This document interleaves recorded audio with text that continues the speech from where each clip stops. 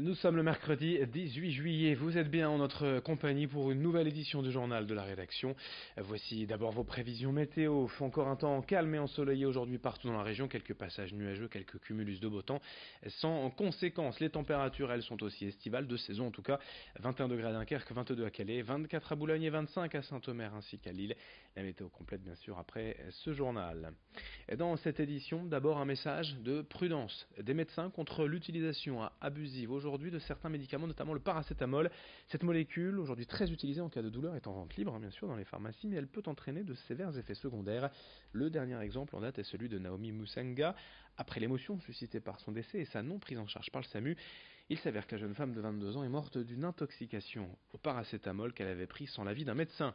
Ingurgité en trop grande quantité, le médicament attaque les cellules du foie, puis détruit petit à petit les autres organes. Pour rappel, il ne faut jamais prendre 2 grammes de paracétamol d'un seul coup, cela ne sert à rien, ce n'est pas plus efficace. Et il faut limiter surtout la consommation quotidienne à 3 grammes. Écoutez ainsi ce médecin nous rappelant quelques risques d'automédication au micro de Brieux-Gorchy. Le paracétamol donc existe sous différentes formes, très connues, Dafalgan, Doliprane qu'on peut acheter sans ordonnance, mais il existe aussi en association avec du tramadol sur prescription. Doit être toujours pris de façon pondérée et en respectant les posologies. Le risque justement d'avoir une dose trop importante sur cette prise unique ou cette prise cumulée qui pourrait être dépasser les doses convenables, c'est surtout un risque hépatique. Donc le foie ne fonctionnerait plus et pourrait entraîner très rapidement une défaillance multiviscérale. On enchaîne avec un anniversaire et un témoignage exceptionnel. Il y a tout juste un an sortait le film de Christopher Nolan, Dunkerque, relatant, vous le savez, l'opération Dynamo, l'évacuation des troupes anglaises depuis la plage de Malo. François Aumaître, vétéran de l'opération, est depuis mai 1940 revenu quelques fois à Malo-les-Bains et nous avons eu la chance de le rencontrer régulièrement, un héros français qui a presque 100 ans est toujours aussi lucide. Il a vu le film Dunkerque, qu'il a globalement apprécié malgré le focus fait sur l'embarquement des Anglais au détriment des Français parvenus à bloquer les Allemands pendant 3 jours pour laisser les Britanniques embarquer. Son témoignage au micro de Corentin Escaillé. J'ai pensé à ma captivité. Moi, j'ai pensé toujours quand je suis arrivé sur la plage. Parce que je suis resté plusieurs jours sur la plage. Quand j'ai été fait prisonnier le 4 juin, eh ben, au moins plus de 8 ou 10 jours, on est resté parqué sur la plage. Et le matin, les Allemands, on en prenait un certain nombre. On est parti à pied de Malo-les-Bains, par étapes, jusqu'à Lille. Et après de Lille à Belgique, on appelle Lille Tournai, une étape Tournai-René, René-Ninove, à travers toute la Belgique jusqu'à l'embouchure du Rhin. Pendant une vingtaine de jours, on arrive à l'embouchure du Rhin, là on a été chargé dans des péniches, tiré par un bateau pour être emmené en Allemagne, sur le Rhin.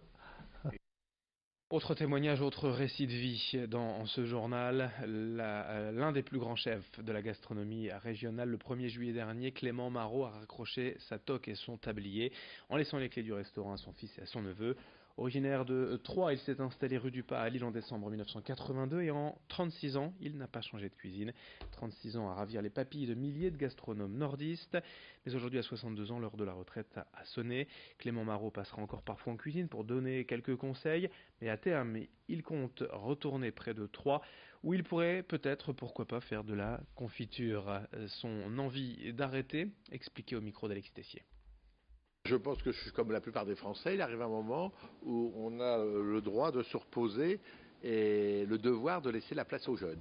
Je crois que c'est surtout ça. Moi, en tant que personne qui a le droit à la retraite, je me dis maintenant il faut laisser la place aux jeunes parce que l'avenir, c'est les jeunes. Et c'est pour ça que je suis très très content d'avoir terminé le 1er juillet mon activité de restaurateur.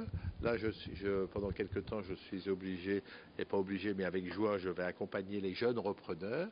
Et en plus, petit à petit, je vais m'installer dans ma vie de retraité pour accompagner des jeunes qui cherchent de l'emploi, des personnes qui ont envie d'améliorer leur nourriture de chaque jour, et puis de m'occuper souvent, je pense, de mes petits-enfants et de mes enfants.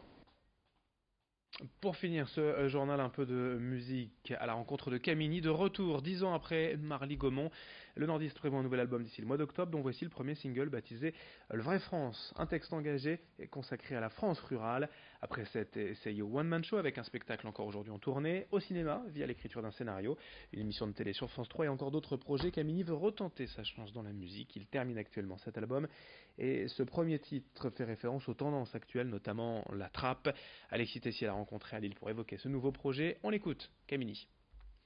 Ici, c'est pas Paris, ici, c'est pas pareil. Hein? Ici, c'est pas Paris, ici, c'est pas pareil. Pas de transport en commun, le vrai France. 1000 habitants, un médecin, le vrai France. C'est le désert médical, pas d'hôpital, à moins de 100 mal, c'est encore si t'as de la chance. Fermeture de l'usine, le vrai France. Fermeture de l'école, le vrai France. Fermeture de la ferme avec fermeté, ta gueule tu la fermes avec urgence.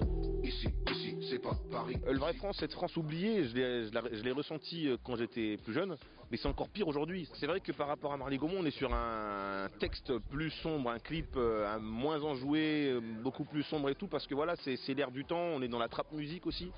Et puis je voulais aussi revenir avec quelque chose d'un peu plus sérieux, d'un peu plus posé, parce que j'ai plus le même âge qu'à l'époque, j'ai plus la même écriture qu'à l'époque. Et donc voilà, forcément on a plus de maturité, donc on est on va dire que j'assume un peu plus mon côté rap conscient. L'idée du clip, elle m'est venue naturellement parce que je me disais voilà, ça fait 10 ans que j'ai pas fait entre guillemets de la musique entre guillemets à grande échelle. J'ai sorti quelques clips par-ci par-là comme ça vite fait, mais sans volonté d'album derrière. Là je reviens avec un album prévu pour octobre à la rentrée, en tout cas rentrée à mon avis vers octobre. Et je me suis dit voilà, je vais pas faire à nouveau Marly Gaumont, mais je vais raconter un peu 10 ans plus tard qu'est-ce qui se passe dans le monde rural, est-ce que ça a changé. Et finalement les choses n'ont pas vraiment changé, et donc ça donne le vrai France. Voilà, donc c'est un titre où je renoue du moins avec le public qui a connu Marly Gaumont, et c'est aussi une façon de se présenter au public plus jeune qui n'ont pas connu Marly Gaumont ou qui étaient très jeunes à cette époque-là, et comme ça les gens découvrent, les jeunes, la génération d'aujourd'hui découvre le rap rural, mon pote, le rap rural. Le rap de campagne, le rap de bouseux, qu'est-ce qui se passe? C'est pas Paris, ici, c'est pas pareil. Le vrai de vrai, le vrai France, le vrai. C'est le vrai bim, pas celle de le vrai France. Le clip dans son intégralité, bien évidemment, à découvrir sur Internet. On en reparlera. Merci à vous d'avoir suivi ce journal, cette édition. On est ensemble toute la journée, tous les quarts d'heure. Merci de votre fidélité.